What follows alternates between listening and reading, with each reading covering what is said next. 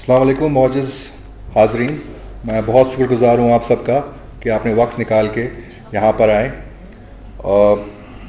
والد صاحب کے لیے جتنا میں کہوں اتنا کم ہے، مگر ہمیں ان کے جانے کا افسوس ہم سب کو ہے.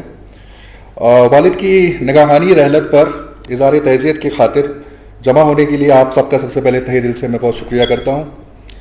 میرے پیارے پاپا جنہوں نے حال ہی میں دنیا کو الوداع کہہ دیا، جنہیں آپ حنیف ترین کے نام سے جانتے اور پہچانتے ہیں، ہم ان کی رحلت اور صدمے سے دو چار ہیں. اس غمناک موقع پہ رب کائنات سے ہم سب کو دعا ہے کہ اللہ پاک والد کو جنت الفردوس میں اعلیٰ مقام عطا کرے، آمین. ہمارے والد کو وادی کشمیر سے بے حد محبت تھی اور اس زمین میں انہیں آسودہ خاک ہونے کی بھی سعادت حاصل ہوئی.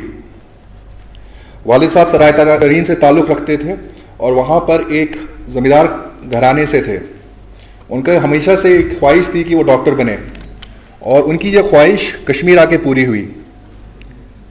انہوں نے GMC سے اپنا MBBS کیا اور انہوں نے کشمیر میں ہی شادی کی ہماری والدہ سے، ڈاکٹر شمیم اختر سے. انہوں نے اپنا زیادہ وقت سعودی میں بطور ڈاکٹر گزارا، مگر دل کشمیر میں رہا ان کا ہمیشہ. دنیا کے بدلتے حالاتوں کو مد نظر رکھتے ہوئے انہوں نے درجنوں کتابیں لکھی. زندگی کی رفتار کے ساتھ وہ لمحے پکڑتے رہے اور اپنی خواب خیال کو شاعری اور نظم کے ذریعے اتارتے رہے. آج وہ ہمارے درمیان نہیں ہیں. ان کی نئی کتاب تحسین بھی تاکید بھی، اس کتاب کے ذریعے ان کی پہچان کو زندہ رکھنے کی میری ایک چھوٹی سی کوشش ہے. اور جہاں ان کی شخصیت اور ذکر کریں تو محبت، نرم دلی اور خلوص کا نام آتا ہے، تو وہاں ڈاکٹر حنیف ترین کو یاد کیا جاتا ہے. وہ صحیح معنی میں دین اور دنیا کے ساتھ چلنے والے انسان تھے. ان کا ماننا تھا کہ ہر انسان دل لفظی چاہتا ہے اور وہ بہت سے لوگوں کی زندگی میں امید کی لو بن کر آئے.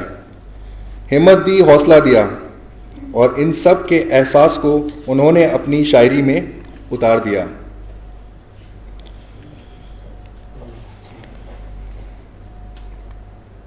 اور ایک دفعہ پھر سے میں آپ سب کا شکر گزار ہوں کہ آپ نے اپنا قیمتی وقت نکال کر یہاں پر شرکت کی.